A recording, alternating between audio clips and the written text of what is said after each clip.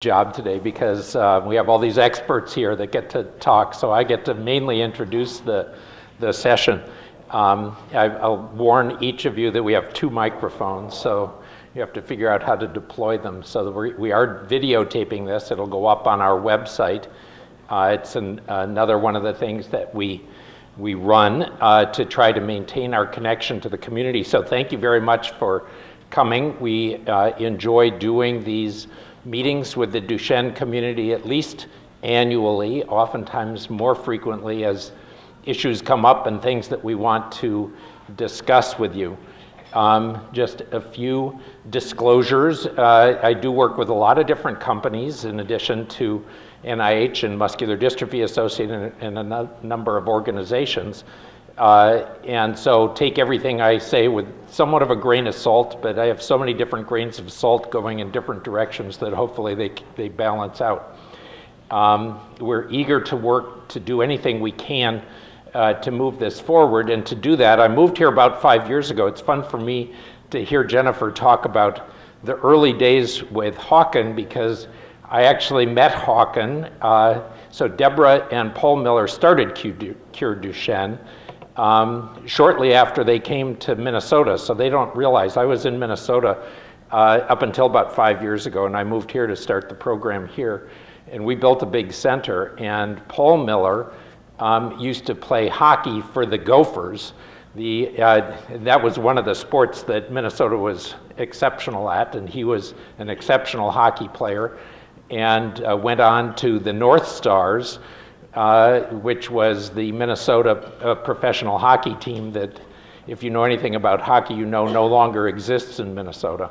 So he moved south to Dallas and then on to Los Angeles, which is where Hawken was when Jennifer helped figure out what was going on. So we've connected for a long time, and when I moved out to California, I met with Deborah very shortly thereafter and talked about how we're eager to do more with CureDuchenne, and we are, and so it's fun for me today to be able to start that process. Since we've been here, we've worked with a lot of people, put together a team, because we have a lot of ways that we want to attack Duchenne. We think Duchenne, isn't just a particular protein missing from muscle. Duchenne goes way beyond that. Duchenne affects how children grow up, it affects how children live, it affects how children get around in the world. And our effort is very much to understand Duchenne, but also to help children and adults learn how to live with it and do the most they can despite it. So it's a very comprehensive approach, and consequently takes a large team, as exemplified by the people here, and you'll meet some of them during the course of the day. So most of our patients with Duchenne start in the clinic building at the Lucile Packard Children's Hospital outpatient clinic, and then occasionally will involve the inpatient services. So if you're getting infusions on a regular basis, you might go to the inpatient services to get that. And we're very excited by the new building that will be opening up next year, that we think will give us more space and give us the opportunity to really continue to build our program. So space is always an issue, and it's something that we're addressing. What many of you who have children might not be aware of is we also have an adult component to this program. So we started out building this knowing that children grow up to become adults, and that we wanted to be able to confront Duchenne on both ends of the age spectrum. And so we created this building on the adult campus, which is just a couple of blocks away from the children's building.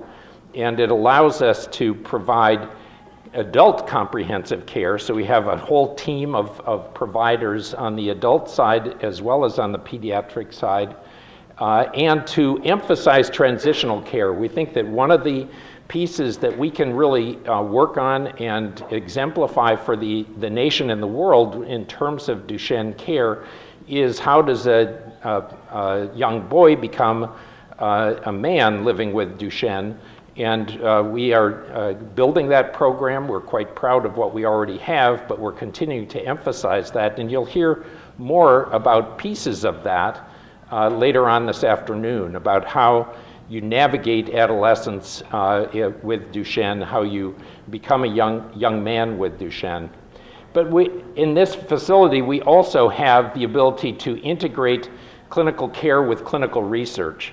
And so one of the ways that you might have already been in this building is if you're involved in some of our clinical research programs, because we do have a number of ways of studying muscle disorders in that building. So a lot of our patients, even little infants, will go over to this building for various aspects of clinical research.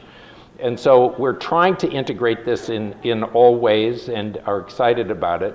I did want to make a special emphasis of this transitional care program, in large part because transitional care doesn't just start when you turn 18.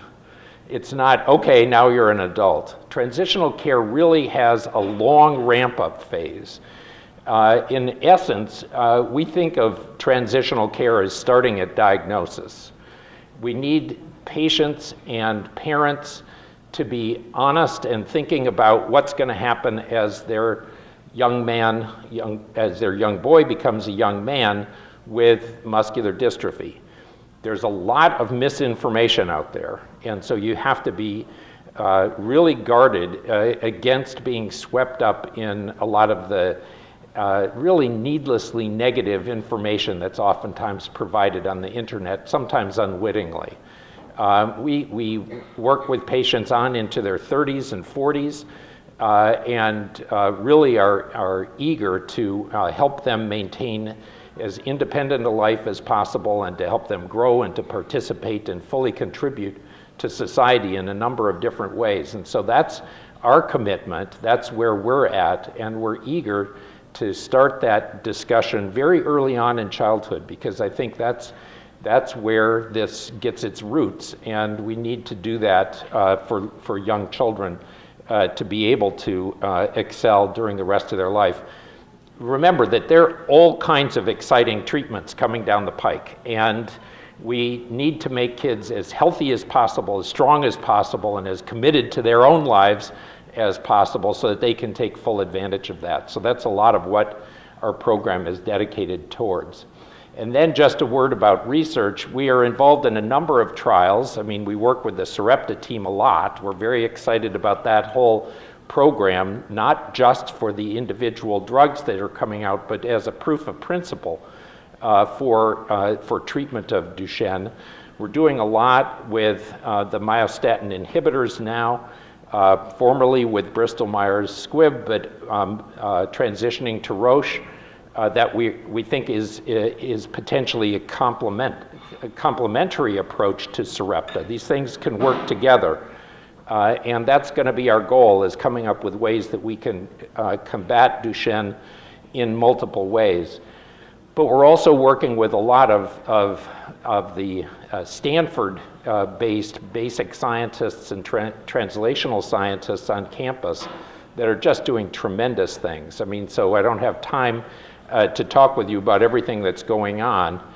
And then one of the people that's joined our team recently, a couple of years now, is Tina Duong from Children's National Medical Center, where she really did a lot of both laboratory research and clinical research on Duchenne muscular dystrophy, where we're really interested in understanding the role of exercise. So I'm going to pass the baton to Tina to come up and talk a little bit about your interests and your research and how this is all going forward, because I think that it exemplifies, it's one of the strands for the overall fabric that we're weaving in terms of comprehensive care to understand and treat all aspects of Duchenne.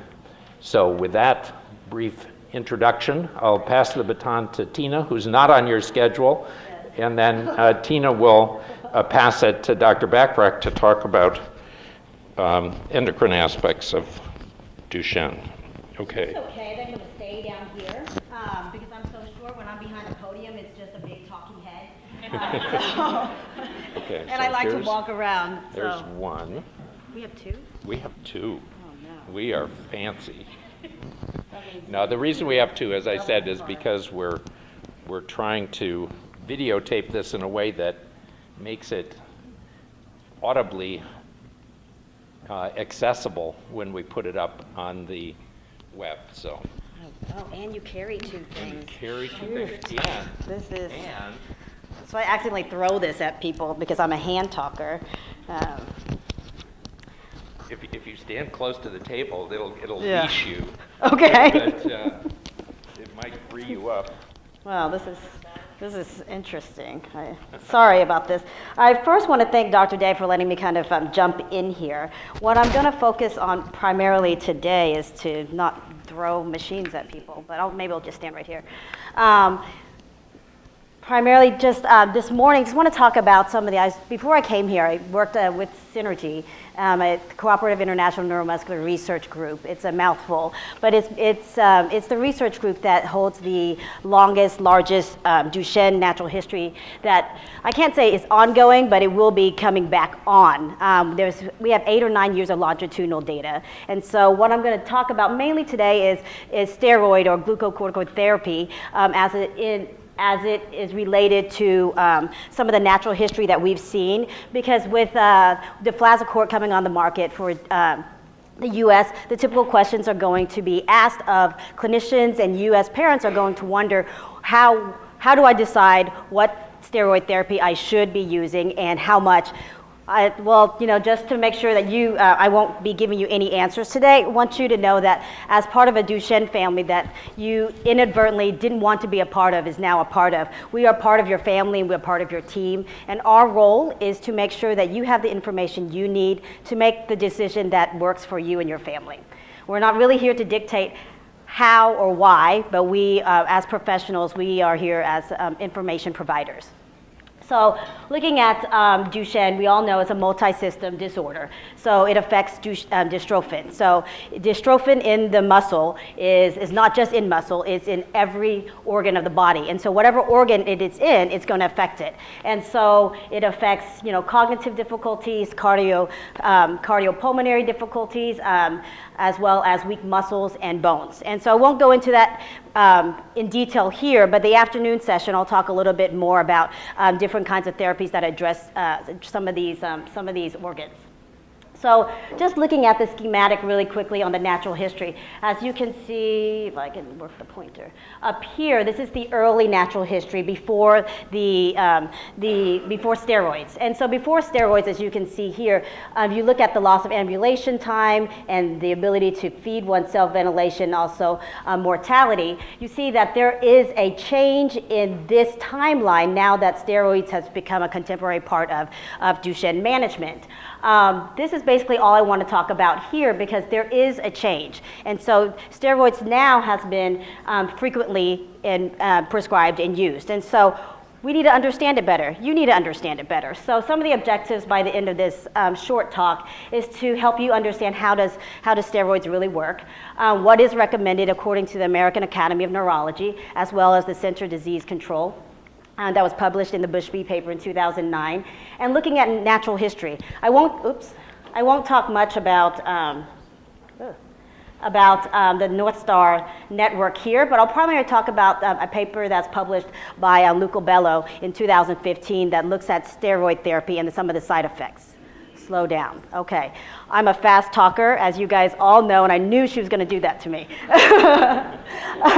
And so then also to let you understand how complicated this really is, to talk about and let you see what type of therapies that are out there for steroids. You have the option of deflazacort and prednisone, but there's over a dozen doses and different types. So what do you choose once you do choose a steroid therapy, if you choose that? And then what trials are out there and what they will be informing us of. So as you know, kind of the therapeutic target of oh, I'm missing something here. Oh, there it is. steroids, the absence of dystrophin is the problem that's causing everything else that you're seeing weakness and changes with your sons with Duchenne. So with the absence of dystrophin, what happens, you have this continuous degeneration and regeneration process that ultimately leads to a constant inflammation and fibrosis that really reduces the ability for your cells to regenerate. And because of that, you get this progressive loss of function. And as you all know, your boys are born, and then eventually you'll see they have a hard time getting up off the floor, or they have larger calves. These things will end up leading to some kind of diagnosis. You go see a neurologist, and then eventually a loss of ambulation. And so when you're looking at treatment, you're looking at different types of ways of attacking dystrophin. So the first way is, as most of you know, is the re-expression of dystrophin in the muscle. How do you do that? So there's a lot of exon skipping, gene therapy, still slower, cell therapy that we are not addressing today, or I'm not addressing today. But we're really looking at the downstream effects of dystrophin and its absence. And so that's what glucocorticoid steroids address, the downstream effects of the muscle weakness that you're seeing. And so some of the other downstream effects treatment that's out there that's being researched are also anti-inflammatories and antioxidant therapy. So what are the possible mechanisms of actions of steroids? So that's a good question. No one can give you a straight answer because we don't exactly know. Some of the possibilities is that it has a high anti-inflammatory and immunosuppressive component to it. And it also possibly stimulates and regenerates tissue repair, and can contribute to membrane stability or regulation of calcium, utrophin, or gene regulation. So as you can see, there's an array of things that steroids seems to affect, and we don't know for sure. So of course, not having an exact answer to steroids, that may, she keeps putting her hand down, that may make you wonder, should I have my boys on steroids or not? It's a big decision. So that being said, I want to talk about what the American Academy of Neurology recommends. So they recommend steroids, either prednisone or deflazacort. So prednisone, they recommend a dose of 0.75 mg per kg per day as treatment and looking at the side effects and benefits should be closely monitored. This afternoon, I'll talk to you about some of the outcomes that when you go see your therapist, your clinicians, they should be monitoring every time you go see them. But I'm not going to talk about that this morning. And the other recommendation is deflazacort. So you can see here deflazacort is recommended at a higher dose than prednisone, and you'll see that most of the trials, as well as our natural history study that I'll talk to you about in a little bit, has this same dose. And so there's different side effects associated with prednisone and different ones associated with deflazacort. So we'll go through some of the side effects that we've seen in our natural history study that's congruent with some of the already known clinical literature on that as well. So let's see. So basically what the take-home message for deflazacort or any kind of prednisone steroid therapy is that this should be an ongoing process that's, it's a constant seek for balance. So depending on what the side effects are, you may talk to your clinician to adjust the dose or see other professionals to address some of the side effects associated with it. This is just a reminder that there's a CDC paper. If you don't know, there's a 2-series paper that was published with the primary authors Kate Bushby in 2009 that gives care guidelines for steroids, therapies, bone health, cardiac health, that if you're not aware of, that's something that could be easily accessible if you Google it on the internet. So just really quick, one slide on when to start or stop steroid therapy at all. So this paper basically says it's an individualized discussion. So there's 3 phases that you should consider whenever you're deciding on whether or not to have your son on steroids. Are they in the progressive stage? Are they on a plateau stage or in a decline stage? So the CDC is not recommending that steroids are started before before 2 years of age, or if they're in the kind of the progression phase of growth. And the decision making should be a constant conversation between you as the parent and the family, as well as the clinician. And so, did I leave something else? Sorry about that. I knew I can't manage this well. that better? Okay. So the decision making should be on objective information as well as subjective information. So it's like an IEP when you go in the school system, when they say everyone's part of the team, and it doesn't mean that just because you're the family, you're the parent, you're not part of the team. You're a very important part of the team because you see your sons every day, you know what's going on. So our job is to help have the objective data align with your quote unquote subjective data. Okay, and so on the non-ambulatory standpoint, they suggest the continued use of steroids for the maintenance of pulmonary function, upper extremity assessments, and as we're looking at non-ambulatory a little bit closer and a little bit more, we are finding more benefits of steroids in the non-ambulatory population compared to what we used to know. So now I'm going to talk about the Synergy Natural History Study. So this was an observational study. Like I said, 8 to 9 years of data that we've collected worldwide. We had 26 sites around the world. So the nice thing is that it's not just one group or one cohort. So those of you who know the Sarepta study, we've gone through the FDA, the natural history cohort they used was an Italian cohort. And we all know that we don't all live like Italians, and so the standard of care and treatment, food, everything is a little bit different. So this one is a little broader of a group. And so the sample size had 340 people that are part of this study. And from the prednisone standpoint, we looked at the treatment variables for prednisone, prednisolone, and deflazacort, and looked at different regimens, daily, weekend, 10 days on, 10 days off. So those are the primary doses that you'll see in steroid therapy. And then we looked at the doses they use and the date of initiation and discontinuation of the therapy. And so the outcome that we looked at is the loss of ambulation. So the next slide, and then some of the side effects you'll see is based on the reported side effects from the physician. Okay, so just in general, steroid therapy, if you look here, what it does is you look at the red line in this survival, Kaplan-Meier survival analysis, no steroids versus the black is steroids, you see there's about a 3-year difference here, just in general, just looking at steroids, not comparing what type. And so it prolongs ambulation, improves upper limb function, improves respiration, prevents scoliosis, as well as improve cardiac function.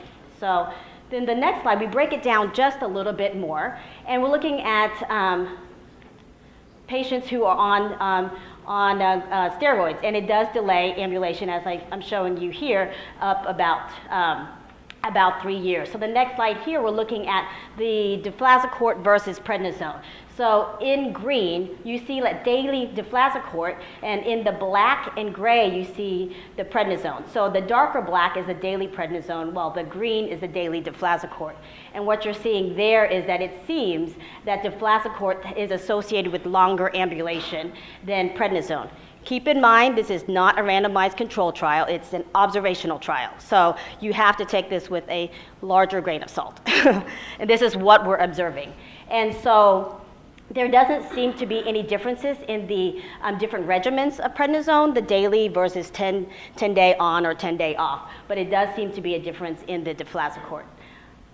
And then here, just as a reminder, just quickly, I want you to understand the data that's a little bit conflicting out there. So it's normal for you to feel conflicted yourself. So the North Star paper here by Riccoti shows that on the 10-day and 10-day off, they actually show earlier loss of ambulation compared to the daily. So that's different from what we observed. But like I said before, this cohort is in the UK, and our cohort is worldwide, not saying it's better, just saying that these make a difference. The standard of care, what we're seeing in this study, makes a huge difference. So it may be a standard of care difference and not necessarily a drug difference. And so moving forward, just kind of ending all this, it's like what are we finding out? It's the efficacy of glucocorticoids, it's delaying ambulation. Deflazacort may be associated with later loss of ambulation, but also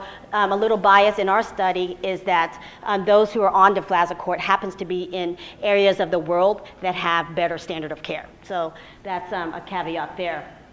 And then Now, just want to talk about the other aspect of steroids is the side effects. So here what you're seeing on the x-axis are the side effects that you typically see or hear or witness every day, and here's the percentages. So the first 5 or 6 that are very prevalent is weight gain, the cushingoid face, behavior changes, growth delays, cataracts, and fractures. And so in green, again, you'll see that deflazacort has some side effects that are greater than that of prednisone. And so the weight gain, as we all know, with prednisone tends to be higher. But for deflazacort, what we've seen is greater cushingoid face appearance, as well as greater growth delays, and as we all know, cataracts. And so this is just another way of looking at it here with the percentages. And so the greatest report of side effects would be osteopenia and osteoporosis, which is greater than 80%. But in the previous slide, you saw it's 6th in the lineup of what you see as fractures or anything. So that could be addressed. And so this slide basically is telling you, with steroids, yes, there are side effects. These are all the possible side effects, but there's also a possible solution or something to remedy those side effects. I'm not going to go through the details because we have a lot of clinicians and professionals who can address this, but just for example, with osteoporosis, some of the things that you can look into is, bone health, weight gain, looking for dietitian, nutritional support, exercise, behavioral issues, psych, as well as seeing endocrine and cardiology for things associated with those kinds of side effects. So as you talk to your clinician, remember it's an ongoing process to help remedy these things. So this one, I just want to go back recently for the deflazacort, the marathon trials. Griggs published some work that was found, and they were looking at the side effects of deflazacort versus prednisone. And here they did also find that prednisone showed an increased weight gain compared to deflazacort. Okay. So then again, here this is just emphasizing the different dosages of steroid therapy. So there's over a dozen here that you can possibly choose from, but the most frequent ones are the ones I just previously mentioned.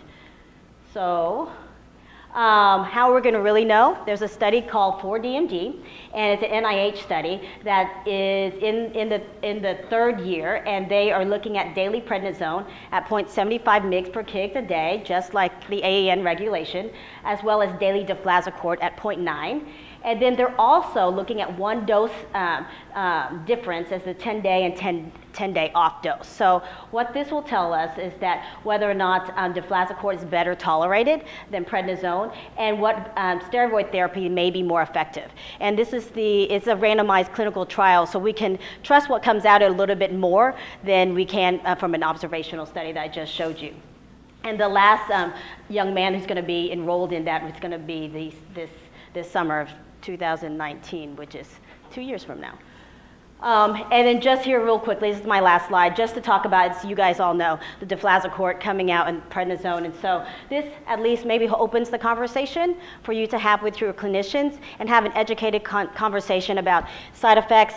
Are you okay with those side effects? Are you okay with the proposed treatment for those side effects, so that you can make an educated decision on if you want your child on steroids, off steroids, trying to minimize the side effects as much as possible, because the most important thing is your quality of life and your son's quality of life.